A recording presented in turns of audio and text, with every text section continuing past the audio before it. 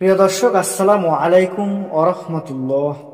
আল্লাহর রাসূল সাল্লাল্লাহু আলাইহি সাল্লাম কি ছায়াহীন ছিলেন?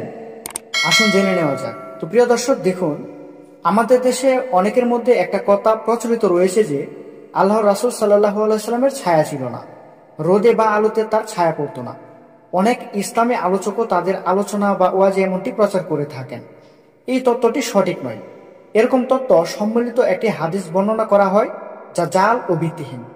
আল্লাহর রাসূল সাল্লাল্লাহু আলাইহি সাল্লাম আমাদের মতোই রক্তে মাংসের মানুষ ছিলেন। স্বাভাবিক নিয়মে তার ছায়াও পড়ত। আল্লাহর রাসূল সাল্লাল্লাহু আলাইহি সাল্লাম স্বাভাবিক নিয়মেই পৃথিবীতে জন্মগ্রহণ করেছেন, জীবনযাপন করেছেন, খাবার গ্রহণ করেছেন, বিয়ে করেছেন। আল্লাহর দেওয়া দায়িত্ব পালন শেষে স্বাভাবিক নিয়মেই মৃত্যুবরণ করেছেন। আল্লাহ তাআলা বলেন, বলো, আমি তোমাদের মতোই একজন মানুষ। আমার নিকট ওহী প্রেরণ করা হয় যে তোমাদের ইলাহ এক ইলাহ। সুতরাং যে তার রবের সাক্ষাৎ কামনা করে সে যেন সৎকর্ম করে এবং তার রবের ইবাদতে কাউকে শরিক না করে।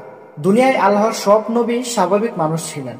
কাফেররা নবীজি সাল্লাল্লাহু আলাইহি সাল্লামকে সাধারণ মানুষের মতো জীবনযাপন নিয়ে প্রশ্ন তুললে কুরআনে আল্লাহ তাআলা বলেন, আর তোমাদের পূর্বে যত নবী আমি পাঠিয়েছি তারা সবাই আহার করত এবং হাট বাজারে চলাফেরা করত।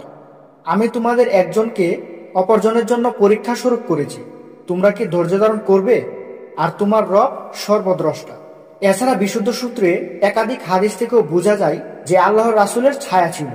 যেমন আল্লাহর রাসূলের স্ত্রী জয়নব রাদিয়াল্লাহু আনহা থেকে বর্ণিত একটি হাদিসে এসেছে, নবীজি সাল্লাল্লাহু আলাইহি সাল্লাম তার ঘরে ঢোকার সময় তিনি তার ছায়া দেখতে পান। তাই স্বাভাবিক সব মানুষের মতোই নবীজিরও ছায়া ছিল, ছায়া পড়ত।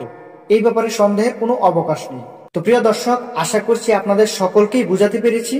তো ভিডিওটি ভালো লাগলে অবশ্যই একটি লাইক করবেন এবং আমাদের চ্যানেলে নতুন হয়ে থাকলে অবশ্যই সাবস্ক্রাইব করবেন। সকলেই ভালো থাকবেন, সুস্থ থাকবেন।